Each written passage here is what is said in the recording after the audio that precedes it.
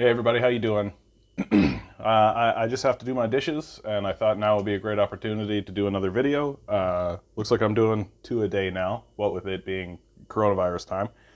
Everybody's, I'm really happy to see that everybody's doing the right thing. I'm seeing lots of social distances, I'm seeing lots of stuff like that. People are doing the right thing. That's really wonderful. The media wants to report on the negatives. They want to say, some people aren't. Yeah, some people always won't. That's just the way of it. Most people are. Good for you. Keep doing the right thing. Keep fighting the good fight. We're in for a long haul here, guys. The Prime Minister is saying this might be months. We're all going to see how this is going to go. I was not satisfied with the last video I did on the basic income. I got caught in kind of talking about sort of the labor model and how we've been lied to, essentially, about how it actually functions, how an economy actually functions. I still see it all the time. People are still defending sort of the neoliberal idea of economics. Anyway, I got to get out of it because I want to treat this more like a complete and total information dump about the basic income, why it works, who's supporting it. So, basic income. You can take a look at Evelyn Forget, right? Her last name is spelled Forget if you want to Google her. She's done a lot of good work on the basic income. I think I'm just going to link all the stuff in the description, by the way. So everything I say here, I'm just going to link in the description. And you can do the research yourself. You can see it yourself. Oh, that's my little guy. He's barking at nothing again. 1 second. Milo, there's a good boy. Thanks, buddy. Hey, Milo, there's a good boy. Thank you, buddy. Yeah, danger. There's a squirrel outside. Isn't that right? There's a squirrel outside. You tell that squirrel? Yeah, squirrels. You gotta bark at squirrels, man. You gotta bark at squirrels.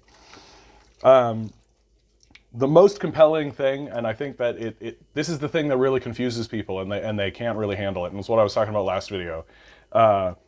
They don't understand how an economy works in the first place, and so they don't understand how the number can only be 24 billion.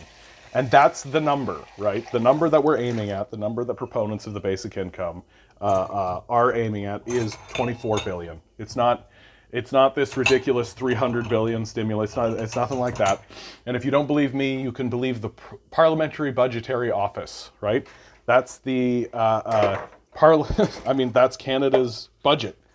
Those are the people who are responsible for looking into things. Those are the people who are responsible for seeing how much things cost, how much would it cost us to enact certain ideas and certain principles. And they did the work on this. And they found out that the answer is, they said 48 billion. Then Evelyn Forget came along. She is a economist in Manitoba, based out of the University of Manitoba, I believe, who revitalized the Dauphin experiment that was canceled by the Conservatives, of course, in the 70s. And she pointed out the successes, and she pointed out all the stuff after she went through the data as it had been hidden and buried.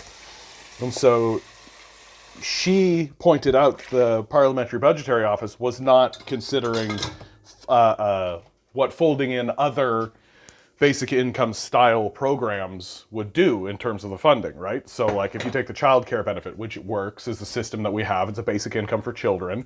The old age pension, same story, it works. It's a basic income for people over the age of 65, right? Which works. Nobody's going to say otherwise. These are basic income style programs that overlap with the basic income. And once you eliminate those, the number drops from 48 to 24 billion. So and if you don't, again, if you think I'm just talking nonsense here, if you think, oh, how could that possibly be? Well, even Andrew Scheer, hard right conservative leader Andrew Scheer, in the first debate against Elizabeth May, who supports a basic income, who's been talking about a basic income for a while, said that the number is 48. He was quoting the number from the Parliamentary Budgetary Office. Okay, so I don't want to peg him with being disingenuous on this particular issue, because he was quoting a number that was given to him from the highest authority in the land on such things. But the number being 24, so even he concedes that this thing would cost, according to the Parliamentary Budgetary Office, $48 billion. Of course, proponents of basic income settle on the $24 billion.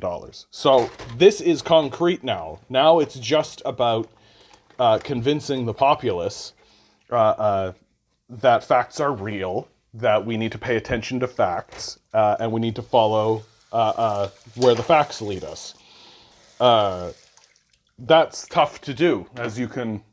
I mean, look at where we are. Look at the society we live in. It's very difficult to convince people that facts are real, that reality is real, that we have responsibilities to each other, and that we need to actually give a crap about each other. You see how it's taken a literal pandemic for us to actually go, oh yeah, right, we should care about each other. More information. So let's put this into perspective then. So the number is 24 billion, right? I keep saying it over and over and over again to drive it into your head that the number is 24 billion. I don't care what you did on the back of your napkin, right? If that's what you're doing, you're pulling on a napkin, you're writing on the napkin, I hate to break it to you, you don't know how an economy works. You don't know what an economy is. You think money disappears into black holes if you give it to people and they spend it, right? Nope. It's not how an economy works. So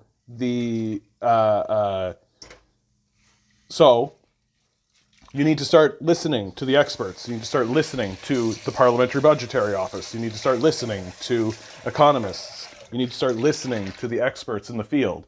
Now let's give this the real context, because I can still tell, I still know that there will be people who are like, well, 24 billion, that's a lot. 24 billion is a lot of money.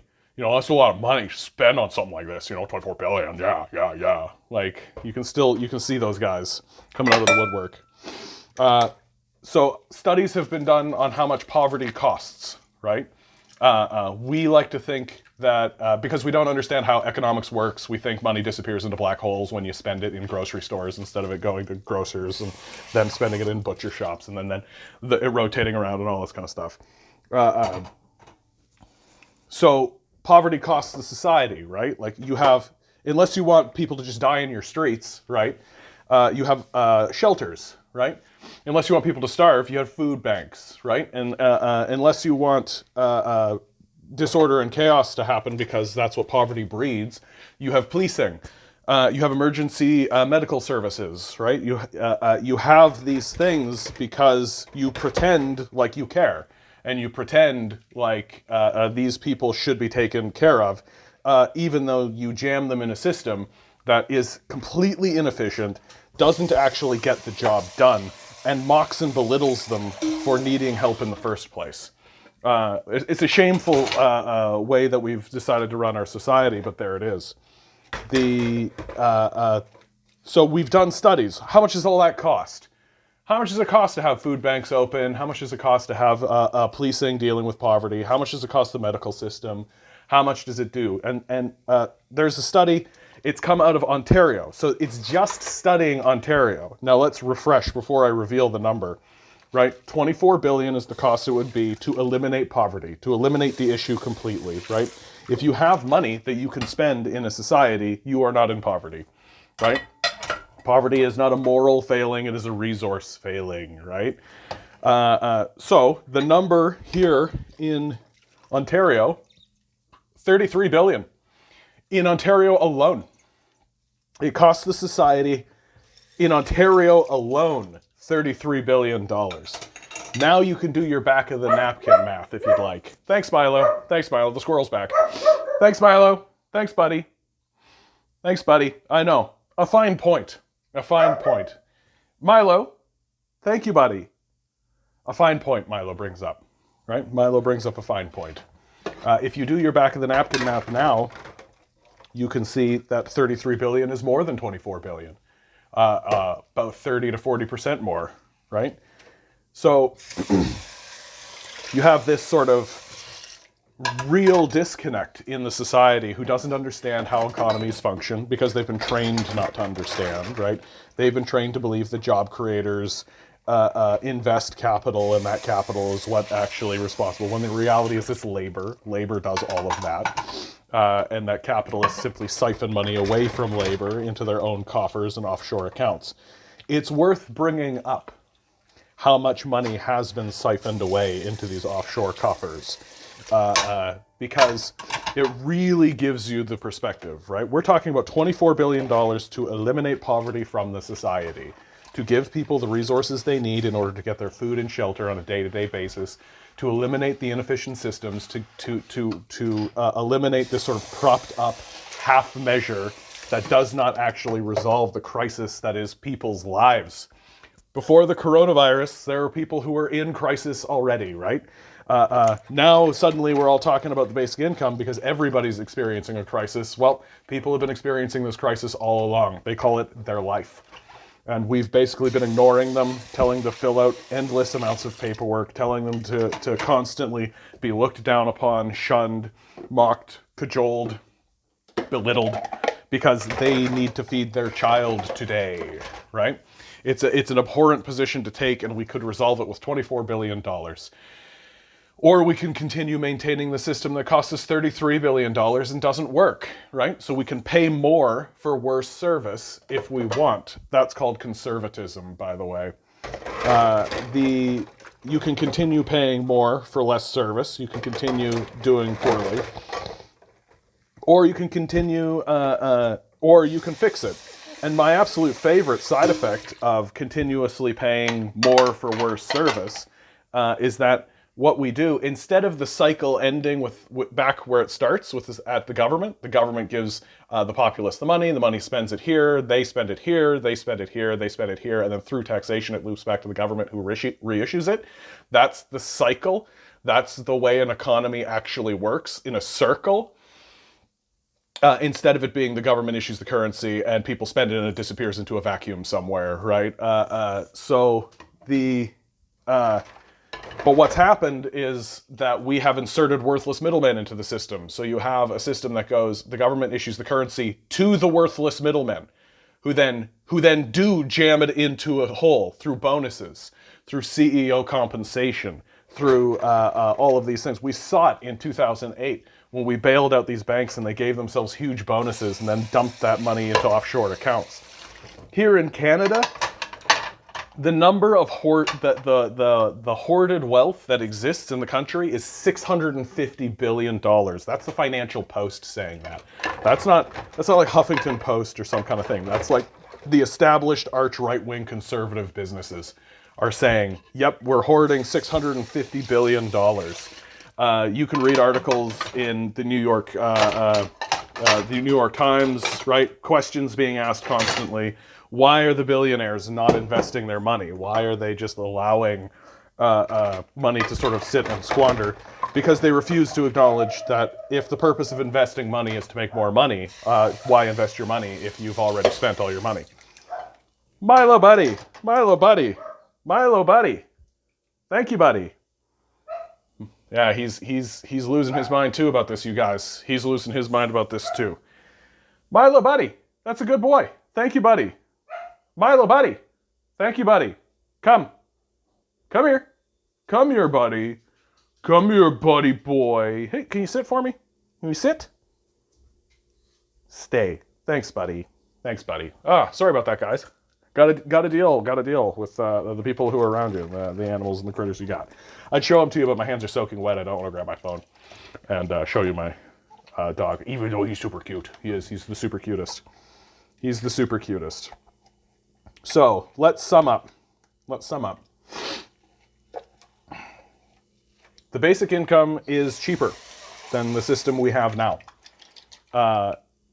Cheaper by a lot. Recalling, in Ontario, $33 billion to maintain the system of poverty we currently have. That fails. That the second there's a crisis, it collapses under its own weight.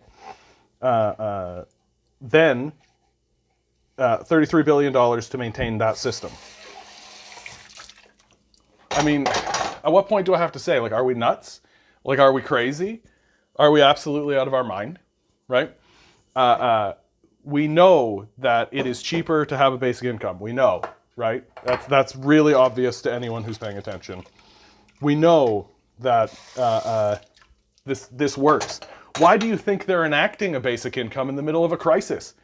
Why? What makes you think that, would they enact a failed policy that doesn't work in the middle of a crisis?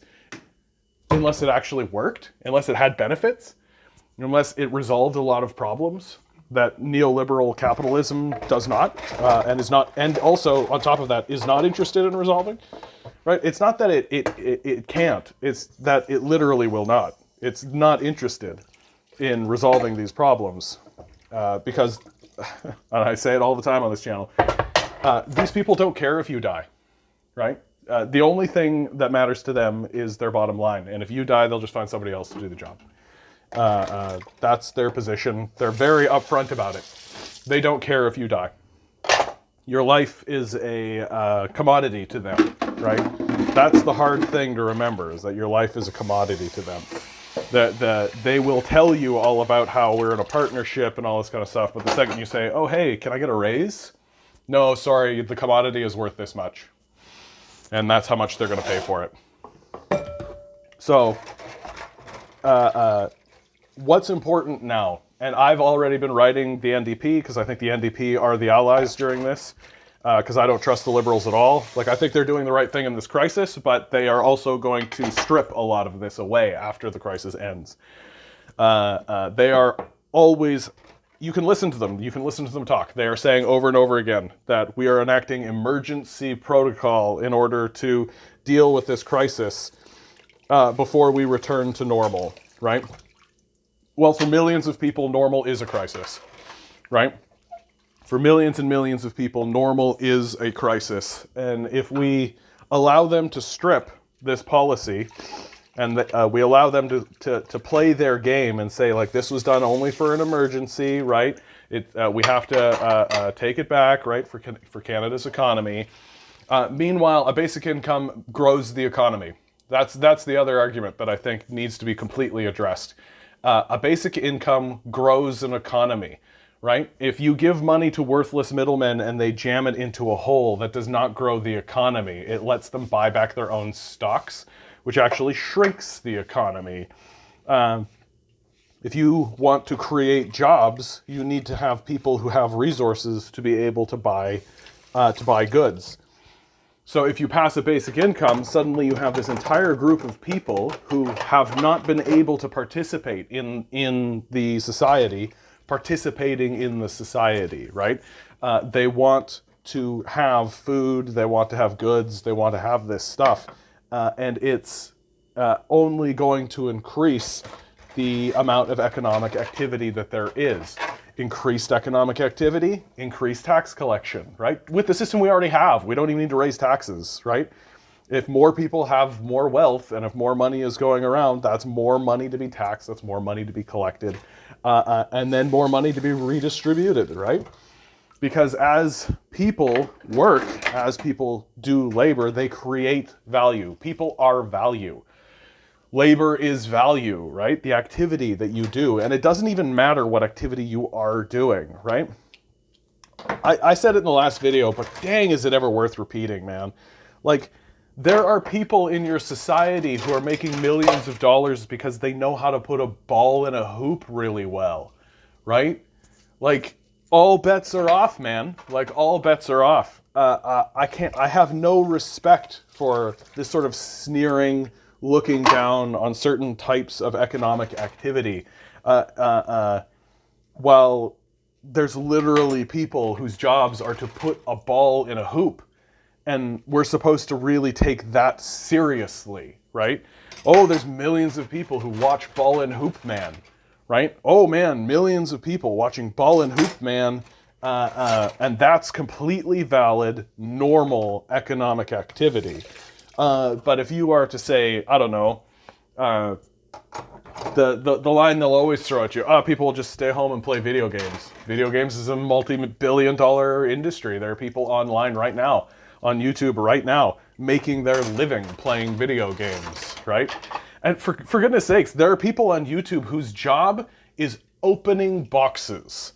That's their job, right? They go on YouTube, they have a product, they open the box and show you what's inside, and they make a ton of money doing it, right? And yet we're supposed to stop, we're supposed to not eliminate poverty from our society because there's this latent fear that some people will engage in activity that we declare illegitimate. It's no different than when people were going against marijuana legislation while smoking cigarettes and guzzling whiskey and doing all kinds of stuff like that. Like, it's this double standard that exists. They don't perceive their own actions as laziness. They perceive your actions as laziness, even though they're fundamentally the same. And it's not surprising, right? The same people who deny that climate change is real, who deny that kind of stuff, are going to deny that this is real too, right? Because they don't want to acknowledge that reality is reality. They want to listen to what the television is telling them, and they want to buy into that. So off they go. What's going to be very important for us moving forward with the basic income, right? It's going to be very important for us moving forward is to fight tooth and nail to make sure that they make it permanent, right? To make sure that it is passed not only as an emergency measure, but as a permanent shift to how our society thinks about itself. That I absolutely believe that there will be capitalist enterprises that will collapse because they are built on a model of exploitation. That's fine. That's absolutely fine. And they should collapse because they're built on models of exploitation, right? Like, if you can't find workers, right, because you're a terrible business, right, and people are no longer desperate enough to work at a place where they're exploited and taken advantage of, that's fine, right? I find that that's actually a drastic improvement to the system. Your business is not a guarantee. It's not guaranteed that you have a business model, right? Especially if that business model involves exploiting people and taking advantage of them. That's something we should be very interested in eliminating from our society, is the exploitation of other people. Yeah, that's a big information dump. I'm going to put some of those links into the description of this guy here. I sincerely hope that you guys are taking this seriously. I sincerely hope that you're having a fun time. I sincerely hope that everything's going well for you. I sincerely hope that you're writing our political powers, especially Jagmeet Singh, because I think he has a real political opportunity here to reveal that the Liberals, they play this razor game, right? They play this game where they stand on both sides, where they pay fealty to corporate power, but they pay lip service to the workers. Again, they are doing the right thing. They are doing the right thing in this crisis. I absolutely believe that's true. It's after the crisis where they're going to do the wrong thing. It's in their verbiage, it's what they're saying, it's how they're talking. They're going to enact emergency measures to deal with this economic crisis of neoliberal capitalist failure, because it's a system that's designed to fail, and it is failing drastically now. And they're going to replace it with something that is much more resilient, much more beneficial for the populace, works better for the majority of the populace, and is a better economic system in general. It's called socialism. Well, it's not fully socialism. The workers haven't seized the means of production yet, but they're enacting a policy that stands outside the neoliberal system that socialists have been calling for years and years, and they're going to try to take it away because they want to treat it like it's an emergency measure. Contact your NDP representative, contact your people, let them know we are paying attention, we are looking at this. We're not going to vote for you if you remove those powers. Well, I've basically done my dishes now, guys. So that's my big rant. Hope you guys are having fun out there. Stay safe. Love the people you're with. Have fun. And hey, subscribe and share if you care about this.